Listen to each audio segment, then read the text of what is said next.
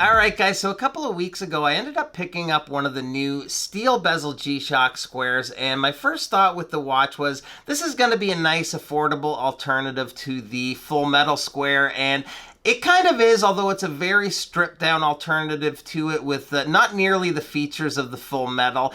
I have to say I'm a little bit conflicted with this one. For me, I use my G-Shocks as tool watches. I'll use them for outdoor activities, things around the house, yard work, that sort of thing. And I'm finding that this particular one falls more into the fashion watch category. And there's nothing wrong with that. For the past couple of weeks, I've been grabbing this one in place of the usual mechanical watches that I would go to. And I have to admit, I've been really enjoying wearing it. So let's get this off the wrist and onto the table for a closer look at the watch. Alright, so I think what I'll do is start with an overview of the features and specifications. Actually, before that, one thing to mention, this thing is a smudge and dust magnet like no other watch I've tried to film. I'm doing my best here, but if anything shows up in the video, apologies for that. It's been a bit of a battle to get clean shots of this one. Now, as far as the functions go, it's pretty well the same as your typical 5600. On the home screen, we have the time, day, and date. If we hit the mode button here, the next function is the alarm. After that, we have the countdown timer with the current time displayed in the top right. And lastly, we have the stopwatch. We'll do a start, stop, and then a reset. And then we are back to our home screen. So a pretty bare bones set of functions. That's just about everything I need in a G-Shock, although the two features we're missing that I'd like to have is solar and multi-band 6. My go-to G-Shock is the 5610, and those are two of the big reasons why. When it comes to the measurements, the watch comes in at a width of 43.5 millimeters. From one end to the other, I'm getting 48.5 from tip to tip. The thickness is 13 millimeters. It's not the exact same in size, but very similar to my 5610, although the tip-to-tip length is a good couple of millimeters longer on the steel here. A couple of people were asking if the bezels were interchangeable between these. I measured the span between the screws, and I'll just show you if we get them side by side here. If you measure the span between the screws, on the steel it's about 40 millimeters, and on the 5610 it's about 36.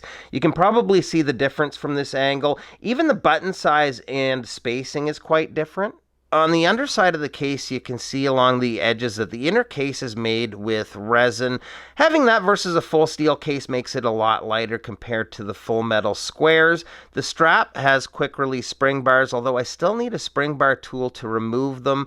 The strap itself isn't bad, not great by any stretch either, but comfortable enough on wrist.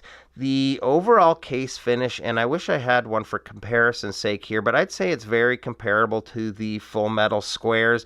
I really liked that brushed upper portion of the bezel. The rest of it is mostly high polished finish and looks really good, although again, it does tend to be a smudge magnet. So what are the negatives here? Number one has to be the negative display. Even just making this video, I had to hold the watch at certain angles for you to see what's going on, and even still, it probably didn't show up the greatest. In most lighting, you're going to have this angled straight towards your eyes to get a clean look at the display. The backlight helps in low lighting, but legibility overall is not particularly great with the display. All three current models are available only in a negative display, but I'd imagine G-Shock will come out with more models and hopefully ditch that display for at least some of them. So let's get a look on wrist before we close out the video today.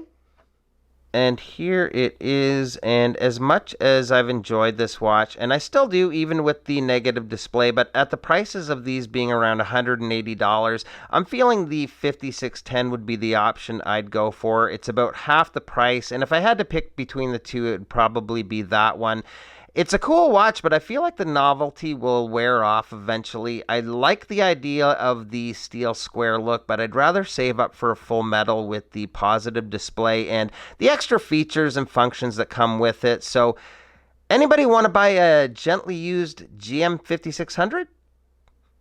Kidding, and no slight against anyone that owns one. It's really not a bad watch. Again, I really enjoyed wearing it. It's just not quite what I'm looking for in a G-Shock. So that's it, guys. Thanks so much for stopping by. Reach out if you have any questions in the comments below, and we'll see you real soon.